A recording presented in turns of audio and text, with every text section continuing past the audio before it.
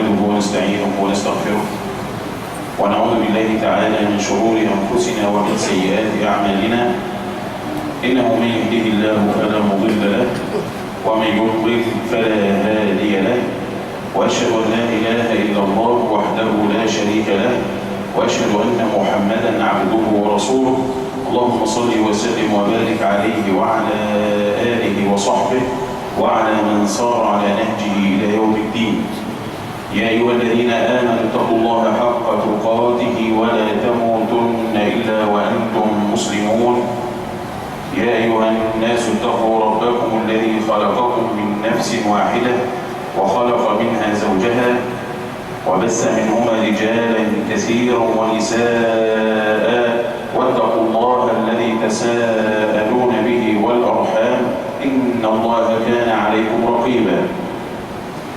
يا أيها الذين آمنوا اتقوا الله وقولوا قولا سديدا يصلح لكم أعمالكم ويغفر لكم ذنوبكم، ومن يطع الله ورسوله فقد فاز فوزا عظيما.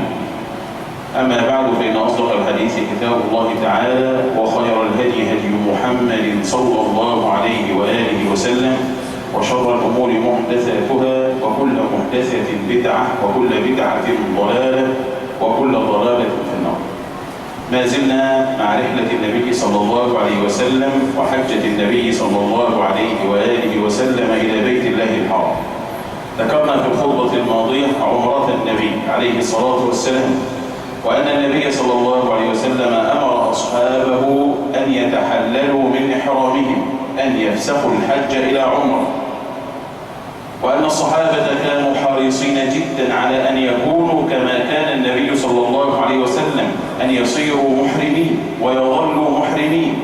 لكن النبي طيب قلوبهم بأبي هو وأمي، فقال لو لم أسق الهدي لحللت. فأحل أصحاب النبي صلى الله عليه وسلم من إحرامهم، وجلس النبي صلى الله عليه وسلم بظاهر مكة، بخارج مكة، بأعلى مكة 4 أيام، حتى جاء يوم التروية ليحرم أصحاب النبي صلى الله عليه وسلم مرة أخرى. في أوضح مكة، في بطحاء مكة، جلس النبي صلى الله عليه وسلم وأصحابه، وهي الآن داخل مكة. هذا المكان الآن داخل هذه المدينة المباركة. كان في هذا الموطن في هذه الأيام 4 أحداث حدثت نذكرها لك كما ذكرها أهل العلم بحديث النبي صلى الله عليه وآله وسلم. روى الإمام أحمد وغيره بسند صحيح عن أبي جحيفة رضي الله عنه قال: أتيت النبي صلى الله عليه وسلم وهو بالأبطح في قبة حمراء، فخرج بلال بفضل وضوء النبي صلى الله عليه وسلم. توضأ رسول الله صلى الله عليه وسلم، فخرج بلال بفضل ماء وضوء النبي عليه الصلاة والسلام. قال: فجعل الناس يأخذون من فضل وضوئه صلى الله عليه وسلم، فمن ناضح ونائم، منهم من أخذ شيئا من الماء، ومنهم من نضح عليه شيء من الماء تبركا بماء النبي عليه الصلاة والسلام. وليس هذا لأحد بعد رسول الله صلى الله عليه وسلم، هذا خاص برسول الله عليه الصلاة والسلام. ودليل ذلك أن الصحابة لم يفعلوا هذا مع أحد بعد النبي، لم يفعلوا مع أبي بكر ولا عمر ولا عثمان ولا علي، ولم يفعله أحد من التابعين مع الصحابة، ولا أحد من أتباع التابعين مع التابعين. هذا خاص برسول الله صلى الله عليه وسلم. خرج بلال بفضل وضوئه، فالناس ما بين ناضح ونائم، جعل الناس يأخذون من فضل وضوئه، حتى جعل الصغير يدخل يده، الغلام الصغير يدخل يده من تحت آباط الناس يريد أن يدرك شيئا، فمن أخذ شيئا تمسح به، ومن لم يجد شيئا تمسح من بدن يد صاحبه. قال: فرأيت بلالا يؤذن يلتفت يمينا وشمالا واضعا أصبعيه في أذنيه ويقول: حي على الصلاة، حي على الفلاح. ثم أخذ العنزة، رمح قصير، فانطلق به فركزه للنبي صلى وسلم، فخرج رسول الله صلى الله عليه وسلم من قبته وعليه حلة حمراء مشمرا ساقه عليه الصلاة والسلام. رسول الله صلى الله عليه وسلم سنته في الإزار إلى نصف الساق، فمن كان له محبا فليكن به مقتديا. قال حتى رأيت وبيص ساقه صلى الله عليه وسلم كأني أنظر إلى ساقيه عليه الصلاة والسلام. قال فصلى بنا رسول الله صلى الله عليه وسلم الظهر أو العصر ركعتين، وظل يصلي ركعتين إلى أن عاد إلى المدينة. كان النبي عليه الصلاة والسلام يصلي قصرا، ومن معه من الصحابة المسافرين يصلون قصرا حتى عاد رسول الله صلى الله عليه وسلم إلى المدينة. قال فلما صلى رسول الله قام الناس إليه. وإذا أردت أن تتخيل مثل هذا المشهد فانظر إلى الحجاج والمعتمرين إذا صلوا حول الكعبة كيف يقومون سريعا لاستلام الحجر الأسود. لو أن النبي عليه الصلاة والسلام أمام عينك ومعك الآلاف المؤلفة من الناس يتسابقون إلى النبي لينظروا في وجهه. روى أحمد والطيالسي والطبراني بسند حسن في الأوسط أن الأعراب كانوا يجيئون في مثل هذه المنازل في حجة الوداع فينظرون في وجه النبي عليه الصلاة والسلام فيقول الرجل منهم هذا وجه مبارك، هذا وجه النبي عليه الصلاة والسلام الذي إذا سر استنار وجهه كأنه قطعة قمر. والعبد إذا نظر هذه النظرة إلى وجه النبي عليه الصلاة والسلام ثبتت له الصحبة وثبت له شرف الصحبة، وشرف الصحبة لا يساويه شيء على الإطلاق.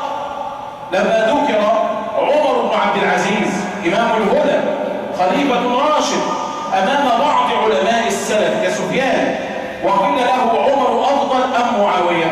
قال غبار دخل في أنف معاوية وهو مع النبي عليه الصلاة والسلام خير من ألف مثل عمر بن عبد العزيز. فبمجرد أن يرى الأعرابي وجه النبي المبارك صلى الله عليه وسلم يثبت له شرف صحبة النبي ويدخل تحت قول الله عز وجل لقد تاب الله على النبي والذين معه، فهو ممن مع النبي صلى الله عليه وسلم. وشرف الصحبة لا يساويه شيء. لو أنفق أحدكم عمره كله، لو أنفق مثل جبل أحد ذهبا وفضة في سبيل الله ما أدرك مد أحد من أصحاب رسول الله صلى الله عليه وسلم. قال فقام الناس إلى رسول الله فجعلوا يأخذون يده صلى الله عليه وسلم فيمسحون بها وجوههم. وأكرم بهذه اليد، يد النبي صلى الله عليه وسلم. لما كان بعض الصحابة في غزوة بدر وعلم أن القتال قد حان وأن الموت قد دنا أراد أن يكون آخر شيء يلمس جسده يد رسول الله صلى الله عليه وسلم، إذ لو لمسه النبي عليه الصلاة والسلام وأخذ بيده رسول الله صلى الله عليه وسلم ليأخذن بيده إلى الجنة إن شاء الله تبارك وتعالى. قال فقام الناس إلى النبي يأخذون بيده يمسحون بها وجوههم. قال فأخذت يده فوضعتها على وجهي فإذ هي أبرد من الثلج وأطيب ريحا من المسك بأبي هو وأمه صلى الله عليه وسلم. قال ورأيت في عنقبته تحت الشبة السفلى شعيرات بيضاء لرسول الله صلى الله عليه وسلم. بينما رسول الله بن أبطح إذ جاء علي رضي الله عنه من اليمن وجاء أبو موسى الأشعري من اليمن ومعهم جماعة من الناس جاءوا محرمين ملبين حاجين إلى بيت الله عز وجل. ذكرنا في الخطبة الماضية ما كان من شأن علي وأن النبي أمره أن يبقى محرما لأن عليا ساق الهدي. أما أبو موسى فلما جاء إلى النبي صلى الله عليه وسلم سأله رسول الله صلى الله عليه وسلم كما سأل عليا: بما أهللت يا أبا موسى؟ قال: أهللت كإهلال النبي صلى الله عليه وسلم، أحرم بالحج كما أحرم رسول الله. قلت: لبيك بحج كحج رسول الله صلى الله عليه وسلم. خذوا عني مناسككم، صلوا كما رأيتموني أصلي، لقد كان لكم في رسول الله أسوة حسنة. هو لا يدري كيف يحج النبي عليه الصلاة والسلام، لكنه ينقاد لسنته فيقول: لبيك بحج كحج رسول الله صلى الله عليه وسلم. وهذه علامة المؤمن المتبع، أن يريد أن يحيا ويعيش وأن يعبد ربه كما فعل رسول الله صلى الله عليه وآله وسلم. قال عليه الصلاة والسلام: هل سقت هديا؟ قال: لا. قال: فطف واسق ثم تحلل فإني قد سقت الهدي.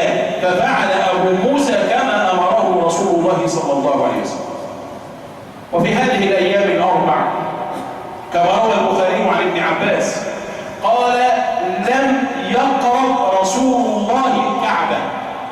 جماعة من أهل العلم وهم الجماهير قالوا: لم يعد رسول الله إلى مكة بهذه الأيام الأربعة. واختار جماعة آخرون أن النبي ذهب إلى مكة ولكن ليس للطواف للكعبة. لماذا ذهب؟ ذهب يعود سعدا رضي الله عنه. سعد بن أبي وقاص خال النبي صلى الله عليه وسلم وصاحب النبي عليه الصلاة والسلام، من السابقين الأولين إلى الإسلام، من المهاجرين، من العشرة المبشرين بالجنة. أصابه مرض في حجة النبي صلى الله عليه وسلم. وقد كان قبل سعد آخر، سعد بن خولة القرشي، كان بدريا أحديا حديبيا خندقيا، كان من السابقين مع النبي عليه الصلاة والسلام، وهاجر مع النبي صلى الله عليه وسلم وحضر بدر وأحد والحديبية والخندق، ومات رضي الله عنه في حجة الوداع. مات في هذه الحجة التي حجها النبي عليه الصلاة والسلام. فلما مرض سعد عاده رسول الله صلى الله عليه وآله وسلم. لم ينشغل عن عيادته عن المريض بما معه من الناس وبما يعلمه من دين الله عز وجل ومن مناسك الحج. روى البخاري ومسلم عن سعد قال: عادني رسول الله صلى الله عليه وسلم وأنا بمكة في حجة الوداع من مرض اشتد بي حتى أشفيت منه على الموت. المرض اشتد على سعد حتى كاد سعد أن يموت، وهو يعني سعدا يكره أن يموت بالأرض التي هاجر منها، يكره أن يموت بالمكة لأنه هاجر من مكة. قال: فجاءه رسول الله صلى الله عليه وسلم فلما رأى سعد رسول الله بكى. لما رأى سعد وجه النبي محمد صلى الله عليه وسلم بكى. فقال رسول الله: ما يبكيك يا سعد؟ قال: يا رسول الله، خشيت أن أموت بأرضي التي هاجرت منها كما مات سعد بن خولة.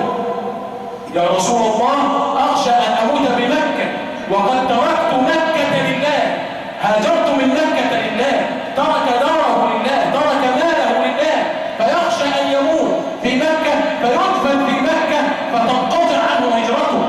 يقول: كما مات سعد بن خولة. يا رسول الله، هل أموت بالأرض التي هاجرت منها؟ يشفق رضي الله عنه أن يعود بجسده إلى مكة ليحج إلى بيت الله الحرام ثم يموت فيها. يشفق أن يكون قد انقطعت عنه هجرته، والنبي كان يستعيذ من الحور بعد الكون. قال عليه الصلاة والسلام له: لا، إن شاء الله لن تموت بمكة، ثم علقها: إن شاء الله عز وجل. قال: فقلت: يا رسول الله، قد بلغ بي من الوجع ما ترى، وأنا ذو مال، عندي مال كثير، ولا يرثني إلا ابنة واحدة، ليس له إلا بنت واحدة، أفأتصدق بثلثي مالي؟ وفي رواية: أفأتصدق بمالي كله في سبيل الله عز وجل. أتصدق بمالي أو بثلثي مالي في سبيل الله فقراء والمساكين وابن السبيل؟ قال عليه الصلاة والسلام لا. قلت أتصدق بشطره بنصف المال؟ قال لا. قلت أتصدق بالثلث؟ قال الثلث والثلث كثير. يوصي عند مرضه في موته بالثلث. وهذه من السنن المهجورة، أنك الآن لا تجد أحدا من الصالحين من الموسرين يوصي بشيء من ماله لغير ورثته في سبيل الله عز وجل، لا سيما وسبيل الله الآن مفتوح، والحرب الآن ليست في صالح الإسلام إنما هي على الإسلام. كانوا قديما يحاربون طلبا للجهاد، الآن المسلمون مأمورون بالدفاع عن أرض الإسلام. وانظر حولك، لا تجد دما يسير على وجه الأرض إلا إن كان من دماء المسلمين. انظر الآن حتى البحر صار يموت فيه من صبيان المسلمين وأطفال المسلمين ما الله عز وجل به عليم. فالآن إن لم تجاهد بمالك في سبيل الله، إن لم تخرج مالك في سبيل الله ثلثه نصفه ربعه شيئا منه تعي هذه السنة الميتة. قال عليه الصلاة والسلام الثلث والثلث كثير، ثم قال إنك أن تذر ورثتك، وفي رواية صحيحة أن تذر ذريتك، وفي أخرى صحيحة أن تذر بنيك. وهل كان لسعد بنين؟ لم يكن له إلا ابنة واحدة، لكن النبي عليه الصلاة والسلام يبشره أن يعيش وأن يكون له ذرية فينجب أبناء وبنين، ينجب بنات وبنين، وقد كان. فعاش سعد رضي الله عنه وأنجب 17 ولدا و12 بنتا. لم يكن سعد في زمان تحديد النسل ولا تنظيمه المدعى، إنما كان في زمان النبي الذي يقول تكاثروا فإني مباهٍ بكم الأمم يوم القيامة. إنك إن تذر بنيك أغنياء، إن تترك أهلك بخير بعيش خير لهم من أن تتركهم عالة يتكففون الناس، يسألون الناس بأكفهم، يطلبون من الناس المال. كن وسطا فأخرج من مالك في سبيل الله، وأبقي لذريتك شيئا يستغنوا به عن وجوه الناس وعن سؤال الناس. من أين علم النبي عليه الصلاة والسلام أن سعدا سيكون له ذرية؟ قال ربنا تبارك وتعالى عن نفسه فلا يظهر على غيبه أحدا إلا من ارتضى من رسول. فالذي أخبره وعلمه رب العالمين سبحانه، وإلا فالأصل أن النبي وغير النبي لا يعلم الغيب. قال سبحانه عن النبي صلى الله عليه وسلم قل لو كنت أعلم الغيب لاستكثرت من الخير وما مسني السوء. فمن ادعى علم الغيب فإما أن يكون رسولا يوحى إليه وقد قطعت الرسالة وانقطع الوحي بموت النبي محمد صلى الله عليه وسلم، وإما أن يكون يوحى إليه من الشياطين. قال تعالى قل هل أنبئكم على من تنزل الشياطين؟ تنزل على كل أفاك أثيم. فالأفاك الأثيم الكاهن الذي ينزل عليه الشيطان فيدعي علم الغيب. في الصحيحين عن عائشة سألت النبي عليه الصلاة والسلام عن الكهنة كيف يعلمون شيئا من الغيب؟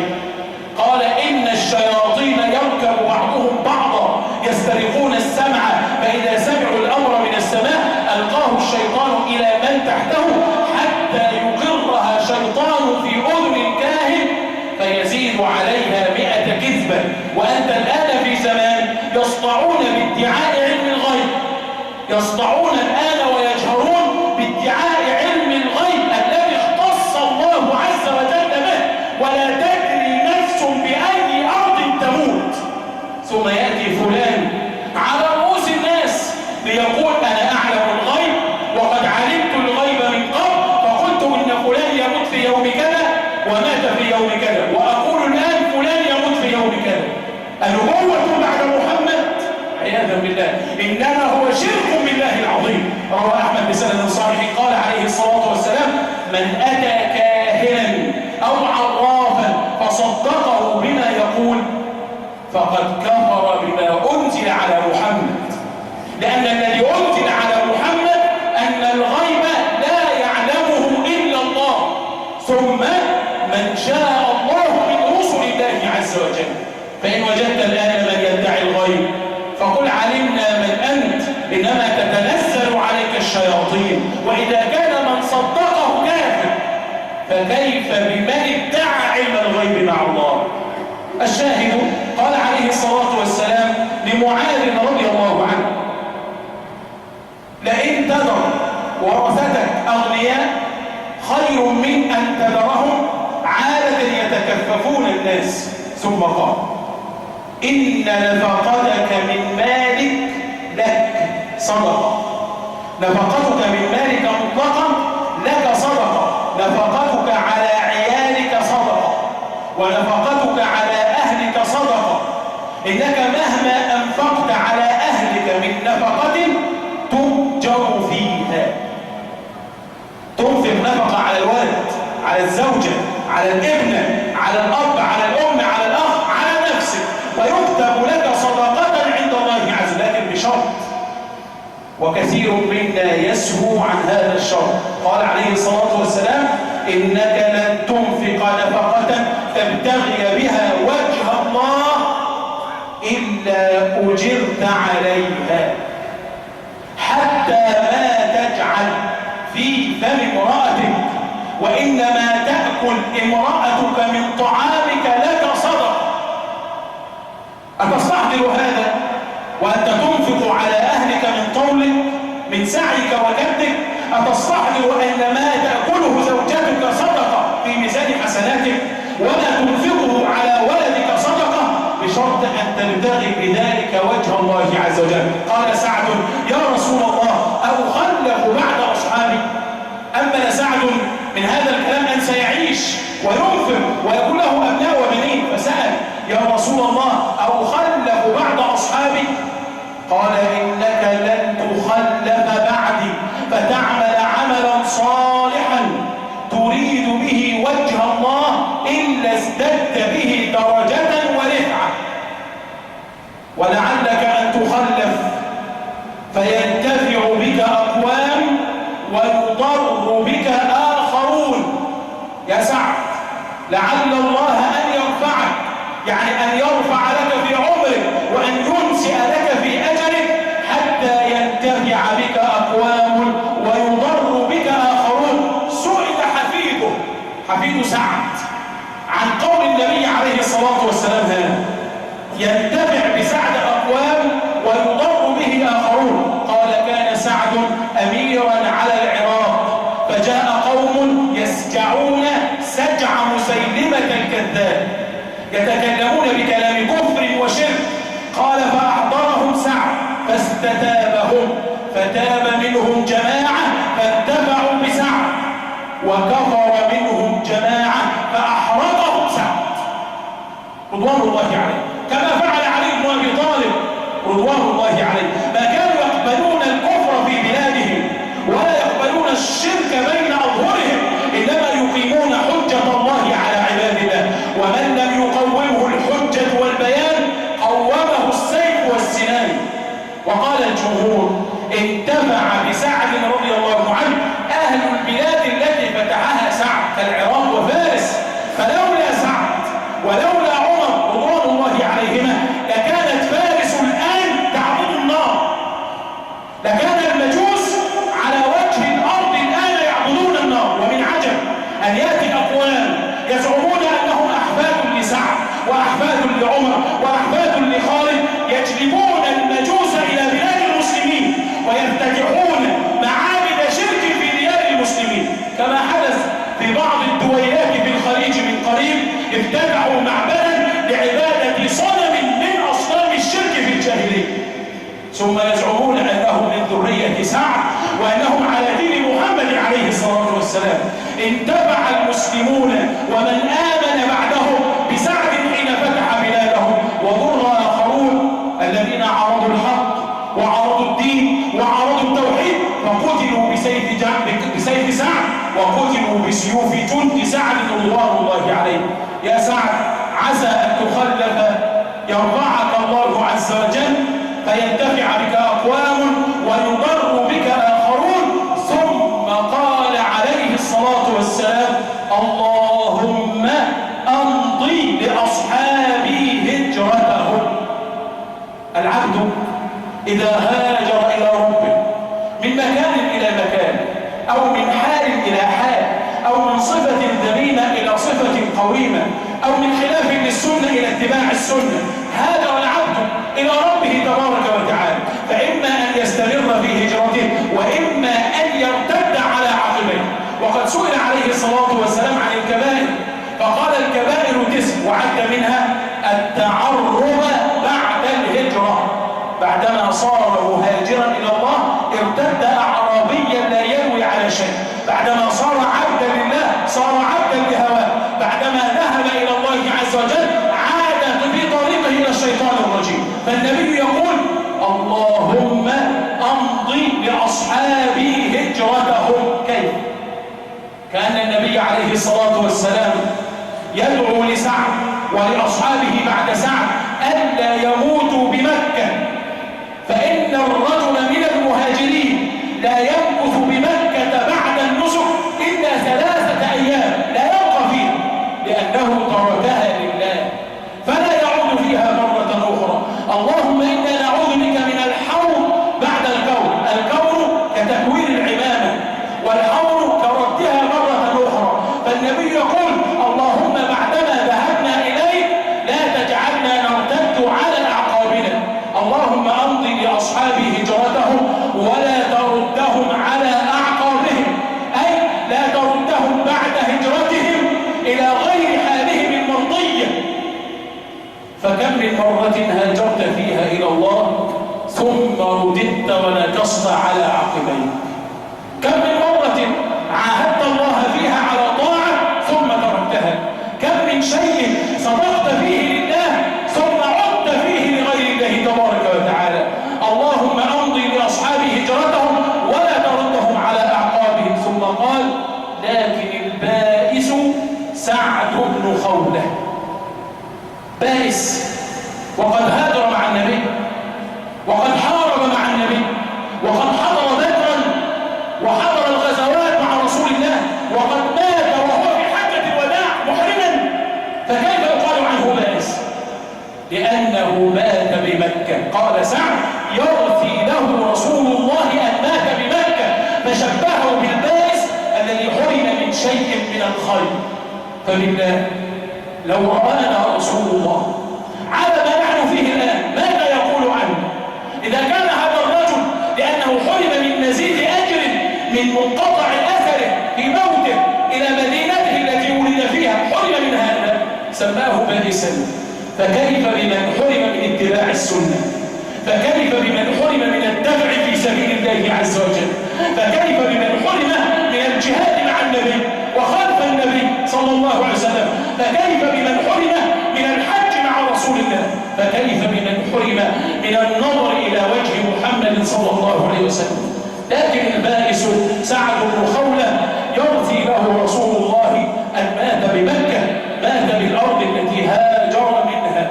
ثم قال رسول الله صلى الله عليه وسلم اللهم ارحم سعدا، يعني سعد بن خولة رحم الله سعد بن عفراء. دعا له رسول الله صلى الله عليه وسلم، فلما سمع سعد بن أبي وقاص دعاء سيد الناس صلى الله عليه وسلم قال يا رسول الله إني أخشى أن أموت بالأرض التي هاجرت منها كما مات سعد.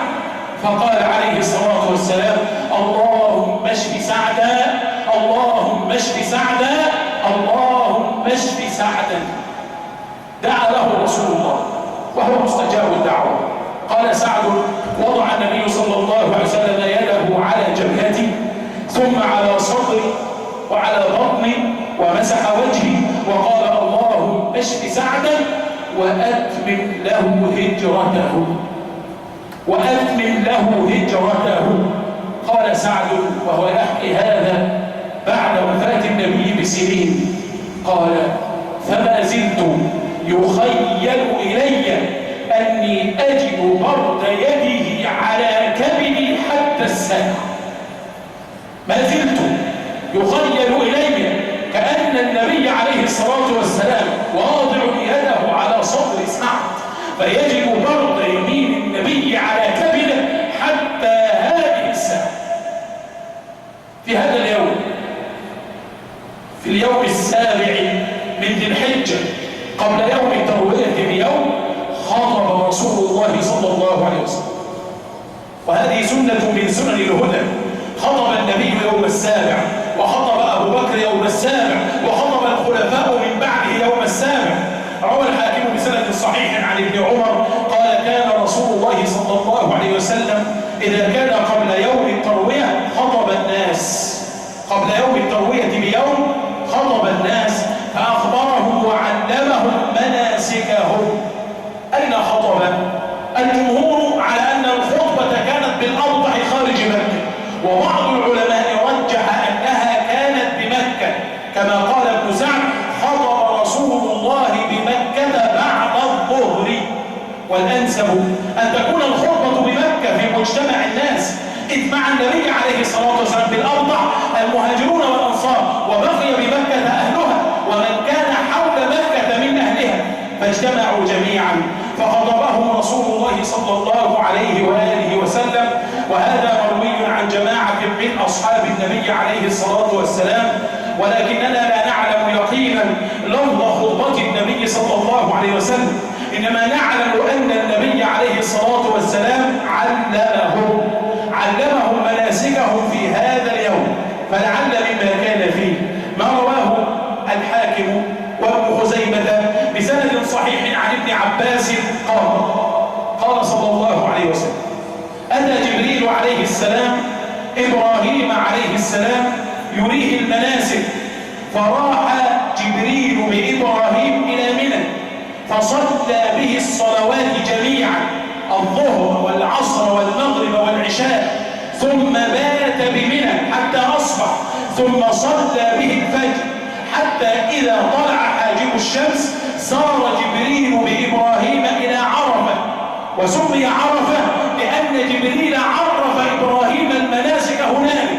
قال: سار به إلى عرفة فنزل به حيث ينزل الناس بعرفة، ثم صلى به الظهر والعصر فوقف بعرفة حتى غابت الشمس، ثم أفاض عليه وعلى نبينا الصلاة والسلام وذكر المناسك بعدها من الحلق والرمي والطواف وغير ذلك. هذا ما فعله جبريل بالخليل إبراهيم عليه السلام. وعن ابن عباس قال: لما رمى إبراهيم الجمرات عرض له جبريل عليه السلام، عرض له عند المسعى فسبقاه إبراهيم، فعرض له عند الجمرة الأولى فرماه إبراهيم ب7 حصيات فساخ الشيطان في الأرض، ثم عرض له عند العقبة الوسطى فرماه إبراهيم ب7 حصيات فساخ الشيطان في الأرض، ثم عرض له عند العقبة القصوى فضربه إبراهيم ب7 حصيات فساخ الشيطان في الأرض. قال ابن عباس: فأنتم ترمون الشيطان ترجمون وملة أبيكم إبراهيم تتبعون. أخبرهم رسول الله بمنسك إبراهيم الخليل عليه وعلى نبينا الصلاة والسلام. قال ابن عباس: وقد أوحى الله إلى محمد أن اتبع ملة إبراهيم حنيفا، فاتبع رسول الله ملة إبراهيم كما ستعرف إن شاء الله تبارك وتعالى. ومما روي من خطبة النبي عليه الصلاة والسلام في هذا الموطن بسند ضعيف مرفوعا، وجاء بسند فيه قوة موقوفا على حذيفة وهو الأشبه، أن النبي عليه الصلاة والسلام خطب في هذا اليوم وهو ممسك بحلقة الكعبة يقول ذاكرا علامات الساعة: سيكون أمراء خونة ووزراء فسقة. رسول الله يقول أمراء خونة يخونون العهد الذي أخذ عليهم بأن يحموا هذا البيت الحرام وأن يتبعوا هذا النبي عليه الصلاة والسلام، ويكونوا وزراء فسقة يفسقون عن الدين بمخالفة ما جاء به النبي الأمين عليه الصلاة والسلام. وأي خيانة أكبر من أن يكون أصل الأمر والسلام، وأن يدافع عن المسلمين أيا كان في أي مكان. ثم الآن تجد الخونة يتركون المسلمين يذبحون ويقتلون ويشردون وتغتصب نساءهم وتسفك دماؤهم وقلوبهم وردها لا يضرهم شيء ما داموا يحافظون على كراسيهم. لا أخص بذلك أحدا دون أحد، فإنما يسيل من دماء المسلمين سيسأل عنه كل أمير من أمراء المسلمين، من تسمى منهم بملك، ومن تسمى بسلطان، ومن تسمى بخليفة، ومن تسمى برئيس، كل سيسأل عن دماء المسلمين وعن أمانات النبي عليه الصلاة والسلام في أعناقهم. ولعل النبي صلى الله عليه وسلم علمهم كما علم ابن الزبير وهو أمير للمسلمين وهو خليفة للموحدين في مكة، علم الناس بخطوة عصماء ما يكون من أمور الحج ومناسكها. أذكر منها هذا الجزء فقط. يقول رضوان الله عليه: أيها الناس قد جئتم من آفاق شتى وفودا على الله، فحق على الله أن يكرم وفده، فمن جاء يطلب ما عند الله فإن ما عند الله لا يخيب، طالب ما عند الله لا يخيب، فصدقوا قولكم بفعلكم، فإن ملاك القول الفعل.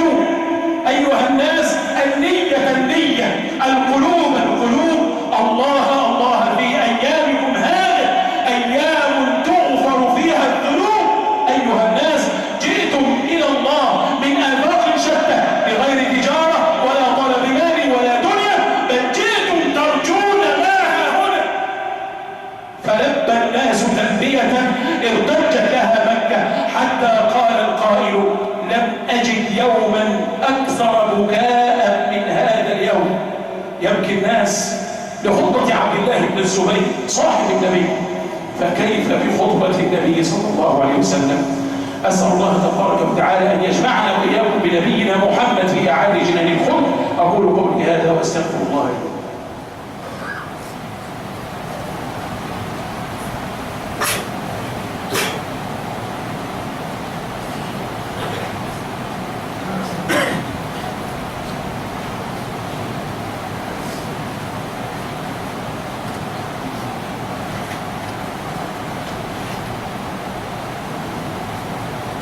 الحمد لله رب العالمين، والصلاة والسلام على المبعوث رحمة للعالمين وعلى آله وصحبه أجمعين.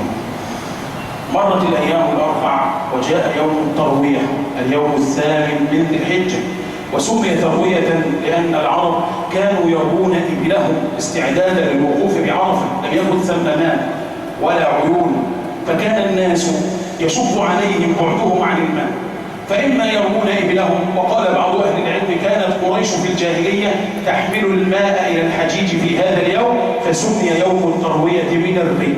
لما كان يوم التروية وهو يوم الخميس ضحى، توجه رسول الله صلى الله عليه وسلم بمن معه من المسلمين إلى منى، ليقف النبي صلى الله عليه وسلم بمنى ويبيت بمنى، سنة الخليل إبراهيم عليه وعلى نبينا الصلاة والسلام.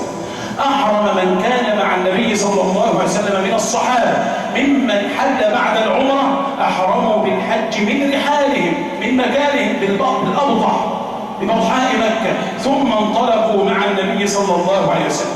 أحرموا ومكة خلف ظهورهم، لم يحرموا من الكعبة، لم يحرموا من مكة، إنما من منازلهم. قال جابر: قال لنا رسول الله صلى الله عليه وسلم: إذا أردتم أن تنطلقوا إلى منى فأهلوا. قال: فأهللنا بالحج من الأبطح وتوجهنا إلى منى.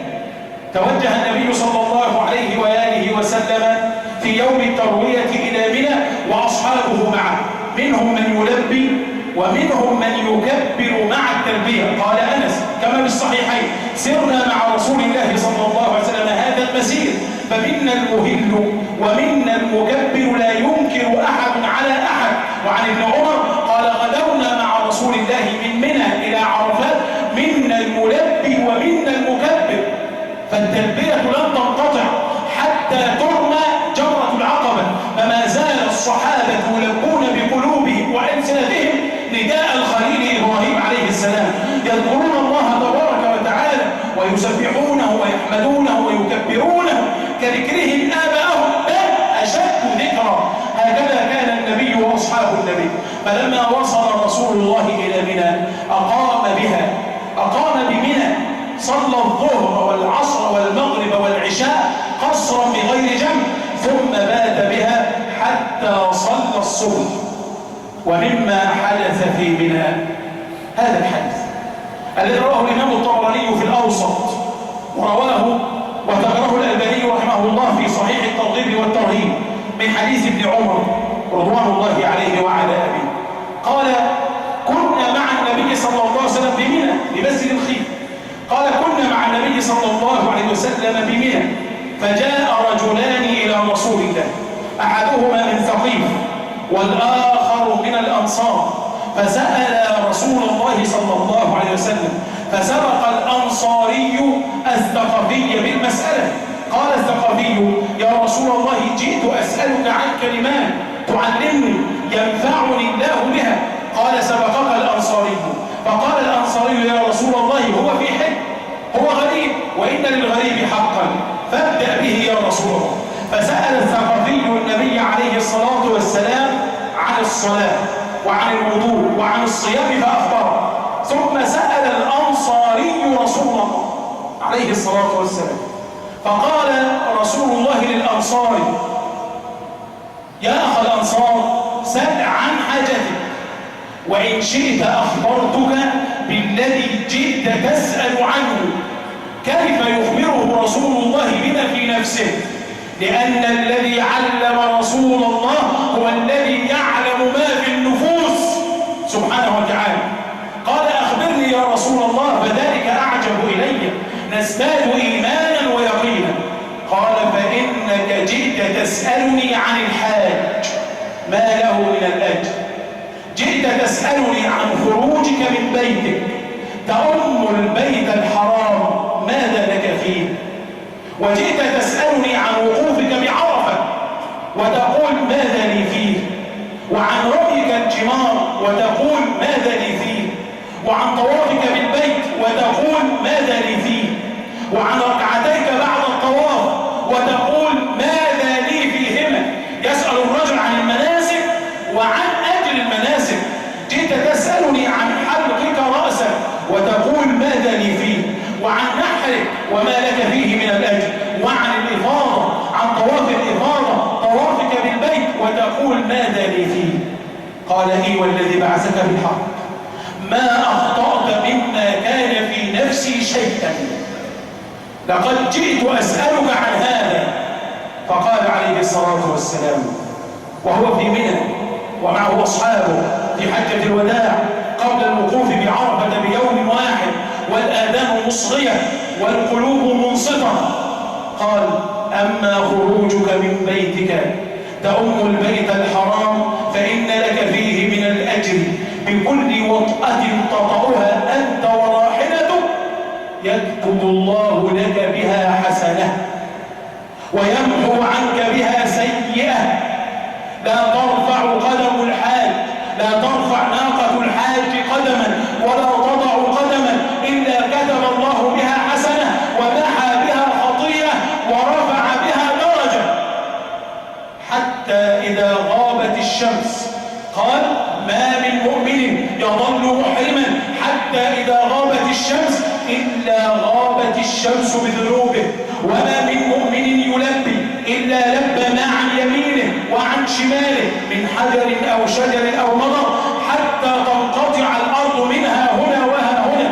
ما أهل مهل قط ولا كبر مكبر قط إلا بشر، وفي رواية صحيحة إلا بشره الله بالجنة. فالعبد حين يقول لبيك اللهم يبشره الله بالجنة، حين يقول الله أكبر يبشره الله بالجنة. قال عليه الصلاة والسلام: وأما طوافك بالبيت فإن لك بكل خطوة 10 حسنات، ويحط 10 خطيئات، وترفع 10 درجات. وأما ركعتاك بعد الطواف فكعتق رقبة من ولد إسماعيل عليه السلام، وأما وقوفك بعرفة عشية عرفة فإن الله عز وجل ينزل إلى السماء الدنيا، يهبط إلى السماء الدنيا، وإنه سبحانه ليدنو يتجلى فيباهي بهؤلاء الحجيج ملائكة السماء، يقول يا ملائكتي ما جاء بعبادي، يا ملائكتي ما جاء بعبادي هؤلاء ماذا أرادوا؟ يقولون جاءوا يلتمسون رضوانك والجنة، فيقول رب العالمين، يقول الله عز وجل هؤلاء عبادي جاءوني شعثا غبرا طاحين من كل فج عميق، يرجون رحمتي ويخافون عذابي وهم لم يروني فكيف لو رأوني. قال ابن الزبير أنتم وفد الله جئتم تطلبون ما عند الله فاصدقوا قولكم بفعلكم، الله الله في قلوبكم، النية النية، القلوب القلوب. هؤلاء جاءوا يرجون رحمتي ويخافون عذابي وهم لم يروني فكيف لو رأوني. أشهدكم يا ملائكتي أني قد غفرت لهم، اشهدوا يا ملائكتي أني قد غفرت لهم ذنوبهم وإن كانت عدد أيام الدهر وعدد قطر السماء ورمل عالج، لو كانت كزبد البحر لغفرتها. ثم يقول رب العالمين في عشية عرفة أفيدوا عبادي مغفورا لكم ولمن شفعتم له. فإن حرمت من الحج فلا تحرم من أن تنظر حاجا يتقي الله تسأله أن يشفع لك، أن يستغفر لك. أفيضوا عبادي مغفورا لكم ولمن شفعتم له. إن حرمت أن تخرج العام إلى بيت الله الحرام فلا تغفر فلا تحرم من مغفرة الذنوب، يستغفر لك الحاج فيغفر لك رب الحاج سبحانه وتعالى. قال عليه الصلاة والسلام كما روى ابن خزيمة وصححه على شرط مسلم، قال عليه الصلاة والسلام يغفر للحاج ولمن استغفر له الحاج.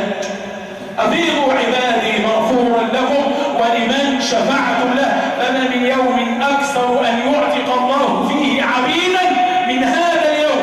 قال وأما رميك الجمار فإنه مدخور لك عند ربك لا يدري أحد ما لك إلى أن توفاه يوم القيامة. قال سبحانه فلا تعلم نفس ما أخفي له من قرة أعين جزاء بما كانوا يعملون. أما رمي الجمار فإن لك بكل تكبير، بكل رمية رميتها تكفير كبيرة من الموبقات، كبيرة من المهلكات بحصاه. وإن رميت الحصى 7 في 3 فترمي 21 حصاه ب21 كبيرة، والله يكفر الذنوب لمن يشاء. فإذا رميت الجمار كان لك نورا يوم القيامة.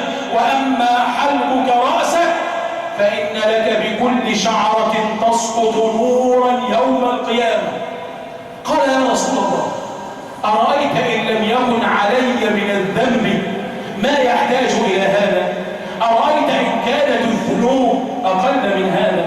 إن كان العبد صالحا تقيا نقيا فما الذي يستفيده من الأجور إن كان الأجر مغفرة الذنب وهو شبه لا ذنب؟ إن العبد لا يسير على الأرض وما عليه خطيئة من الناس، لا أقول من الأنبياء، من عباد الله من يسير على أرض الله وليس عليه خطيئة، فماذا له؟ قال مذخور لك في حسناتك، مذخور لك. ما عندكم ينفد وما عند الله لا يضيع. الأجر على الله إنما يوفى الصابرون أجرهم بغير حساب. قال عليه الصلاة والسلام فإذا طفت بالبيت إذا ودعت خرجت من ذنوبك ليس عليك منها شيء كيوم ولدتك أمك. ينزل ملك من السماء يضع يديه على كتفيه يقول لك قد غفر لك ما مضى فاستقبل العمل. استقبل العمل فقد ولدت من جديد، تعود من الحج كأنك قد ولدتك أمك اليوم. ومما كان في منى، وهذا رواه الإمام البخاري في صحيحه عن ابن مسعود رضي الله عنه قال بينما نحن مع رسول الله في غار بمنى، هذا الغار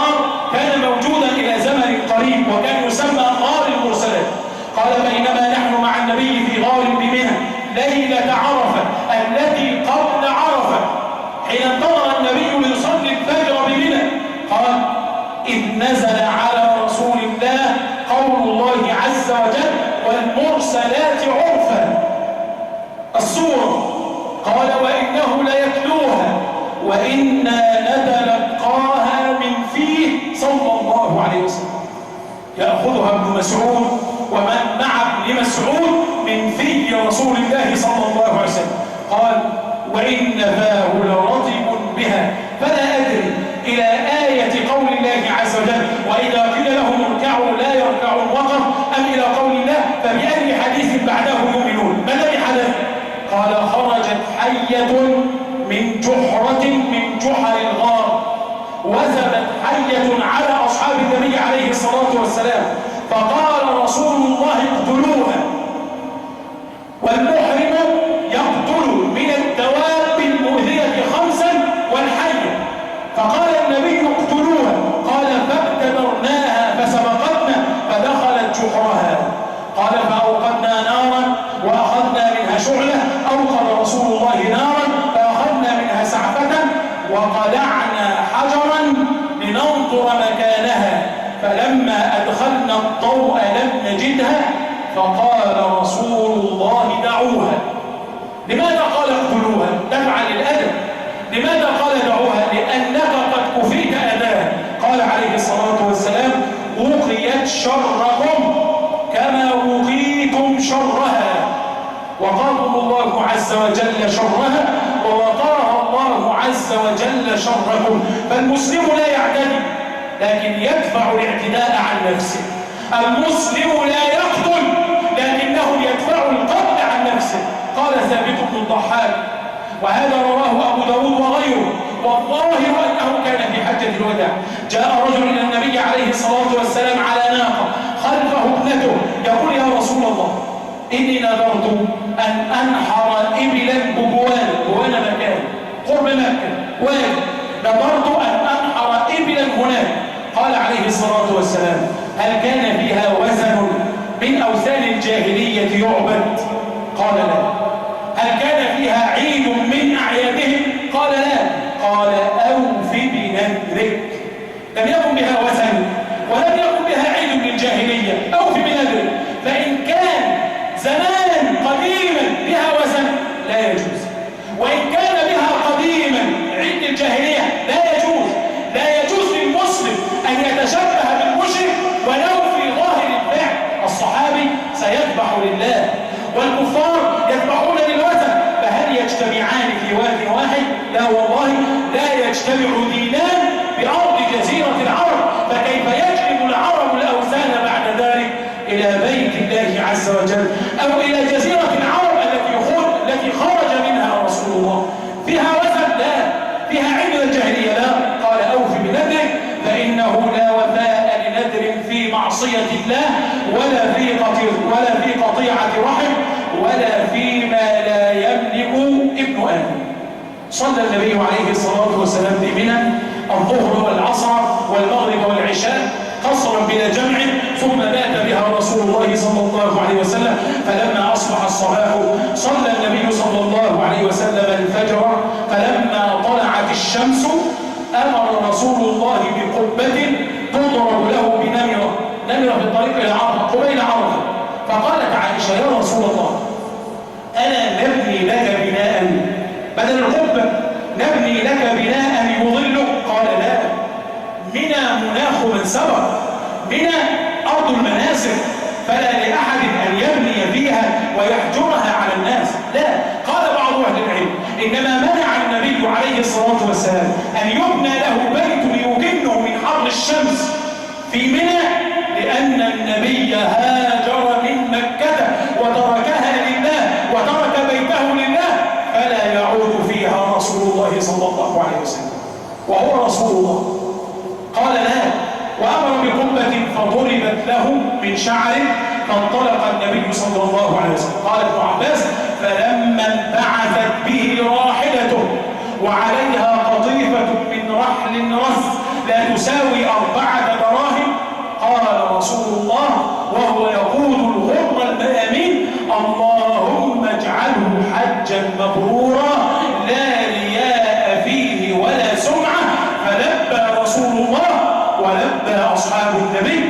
انطلق الموكب الكريم إلى منى، من منى إلى عرفات، حيث يقفون حتى يتنزل عليهم رب العالمين ويخطب فيهم نبينا الكريم. وهذا ما تعلمه في لقائنا القادم إن قدر الله عز وجل لنا لقاء وبقاء. وما أمتع أن تعيش اللحظات بقلبك وخاطرك مع رسول الله، فكيف بمن عاش اللحظات بقلبه وعينه وسمعه وبصره مع رسول الله صلى الله عليه وسلم. أنت الآن بينك وبين النبي 1400 سنة وزيادة، فكيف بمن لم يكن بينه وبين النبي إلا بضع خطوات، يرى وجه النبي ويسمع صوت النبي ويتنسك بمنسك رسول الله صلى الله عليه وسلم. ولكن رب العالمين سبحانه من رحمته جعل للمؤمنين من حية النبي نصيبا بحسب اتباعهم لرسول الله. فأسأل الله تبارك وتعالى يجعلنا وإياكم من أتباعه وأصحابه وأنصاره، وأن ينصر من الدين كما نصر الدين بأصحاب النبي صلى الله عليه وسلم، أن يرفع بنا راية لا إله إلا الله كما رفعها بأصحاب رسول الله صلى الله عليه وسلم، أن يجعلنا من حواري رسول الله كما كان حواريوه من أصحابه صلى الله عليه وسلم. اللهم لا تحرمنا من نصرته، ولا تحرمنا من رفع رايته، ولا تحرمنا من السير على هديه وسنته، ولا تحرمنا من حجة كحجته، ولا تحرمنا يوم القيامة من شفاعته، ولا تحرمنا من شربة من حوضه يا رب العالمين. اللهم إنا نسألك أعالي جنان الخلد مع النبي محمد صلى الله عليه وسلم. أقول قولي هذا وأستغفر الله لي ولكم وأرجو الصلاة. الله أكبر الله أكبر، أشهد أن لا إله إلا الله.